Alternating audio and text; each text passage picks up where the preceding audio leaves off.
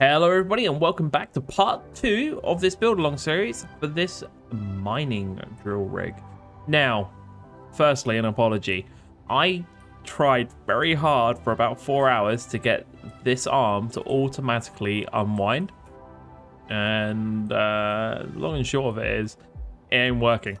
So if we come in here, you see I've got this up. So in theory, I should be able to do this one and this one. And gradually unfurl it. Now, what I found was no matter how much I try, it just all goes wrong. I can get it to kind of unfurl and to kind of come back in, but I cannot make it do much more. The main issue that I have is to get it to dock properly with the landing gear. It needs to be one of the rows needs to be at a certain angle, which it does not go at in operation. It's like an off angle in between two, and as a result of that, it just makes it rather awkward to get anything done. Now, one way I can solve this problem is I can get a programmer block involved, and I can just code some stuff to make it happen. I gave that some thought. I have done some programming in Space Engineers in the past, but I just don't have the time to do it and get this video released. So I'm going to ignore it, is the short answer, and just manually manage the experience. Now, one thing we need to do to this is we need to sort out this area and get that hotbar control setup going here.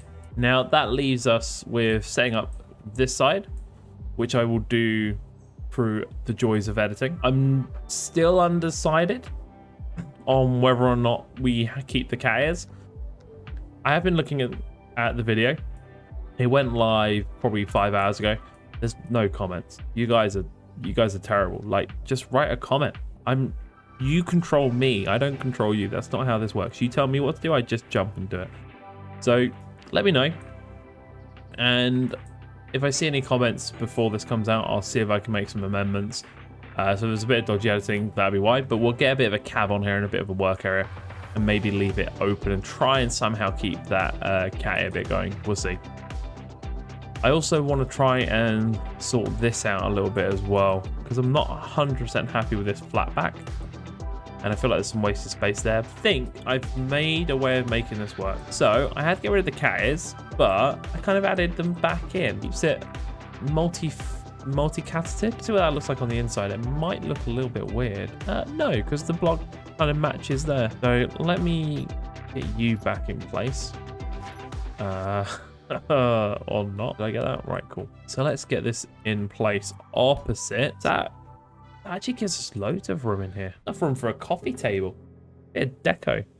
We'll come back to that at the end. I might put some more of these grates down though, because I kind of feel like they make this feel a little bit more industrial.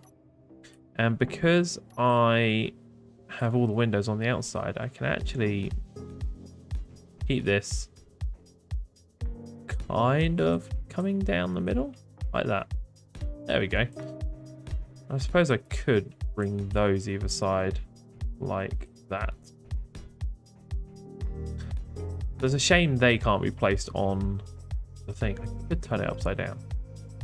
No, that can't. Does that work? Does that kind of come up? It is there. It stops.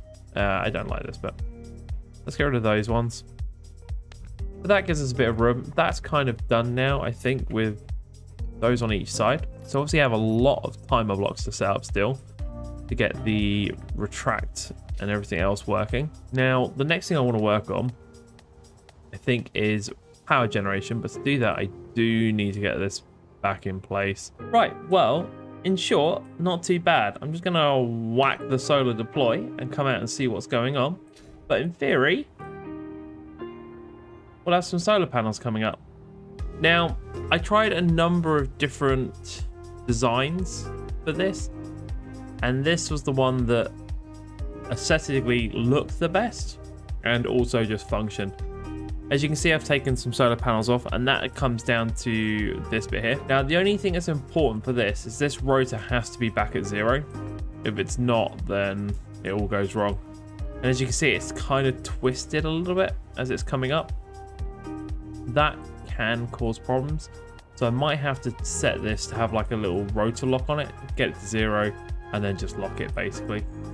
And that should stop, because what happens if it's not fully done, it just whacks that. Now also I need a programmer block still to make these work, and I'll hide that, I think, down there. But largely, that ain't bad. I don't know how much power that generates. At the moment, they're not fully utilized, and these are obviously the small grid solar panels. Largely not too bad. And there should be a stow in here as well, which is button 2, and that should all largely go back to where we want it. Hopefully that will sink it back in position just right. So yeah, that should sink in there quite happily and relatively stay out of the way. But yeah, we are going to need to sort that rotor lock out. I also added the timer blocks for this side as well, so that is all now in place. I haven't tested it, but hey, it works on that side, it'll work on this side, right? And now just get the programmer block in for it, and that will be the last of the mechanical bits of work done.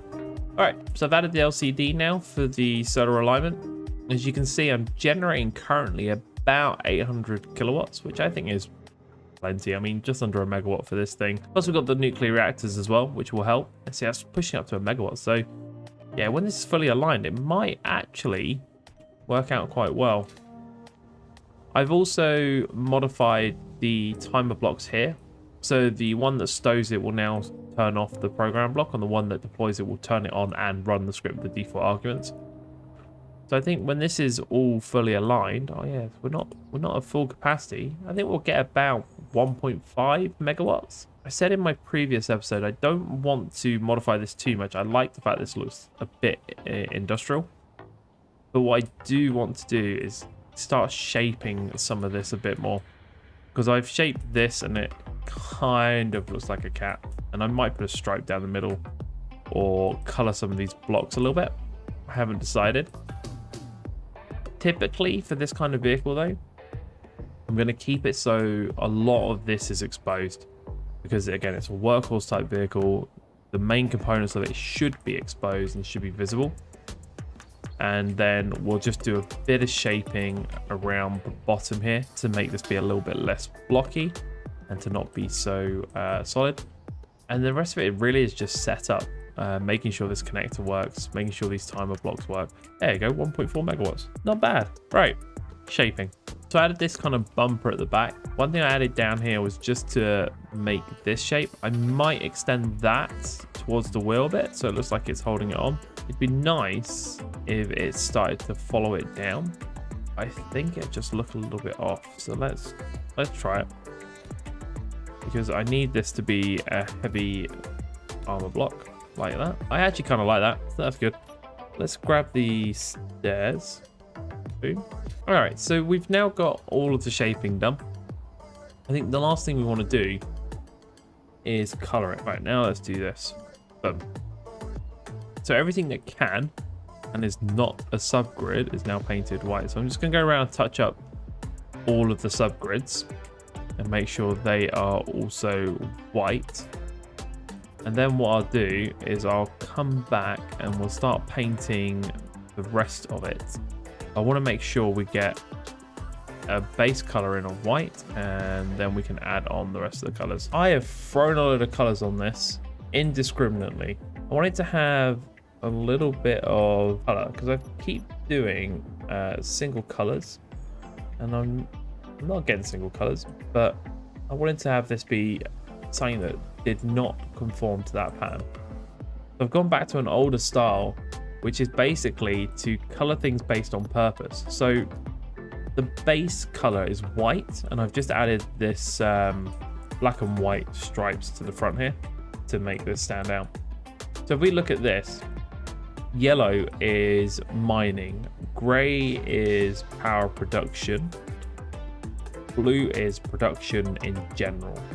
So you can look at this and see clearly where the components are, and I quite like that. I used to do it quite a lot on my older ships, and I don't see why this should be any different. It turns out thank you comment section on the previous one, Styler in particular, that I forgot to add my stone dusters.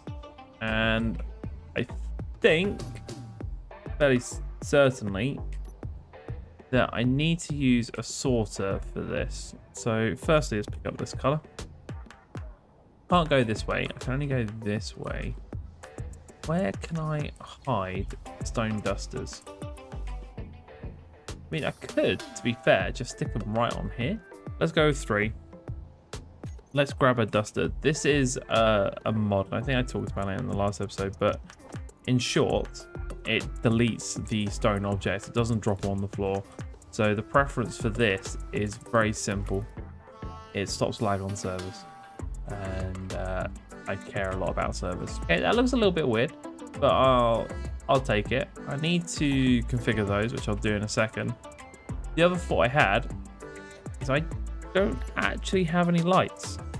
We set all this up and we didn't put any lights on here. So, oh, you can stick them on here. Oh, then that is where those go. If that was to become,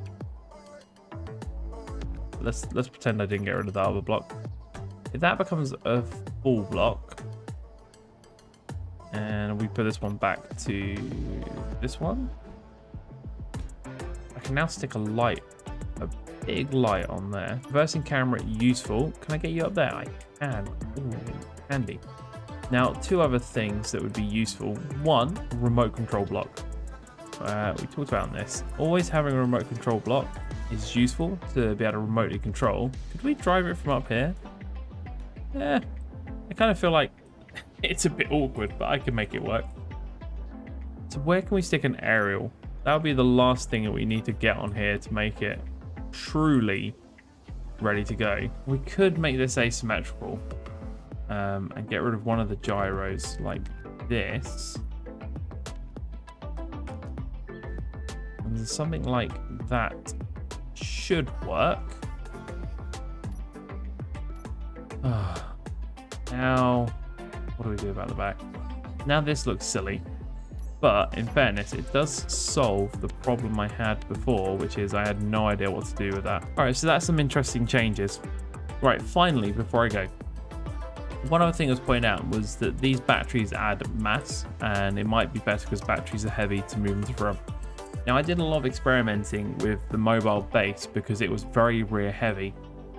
The short answer is that refinery is so heavy compared to everything else. Even if I put those 4 batteries at the front, it just isn't going to dent it. It's not going to make a big difference.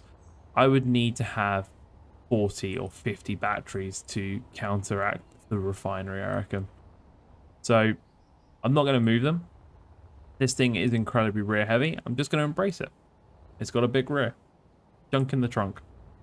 Right, with that all said and done, I think we are actually done now. So thanks very much for watching. I hope you enjoyed it. And if you have, hit that like button and I'll see you in the next one.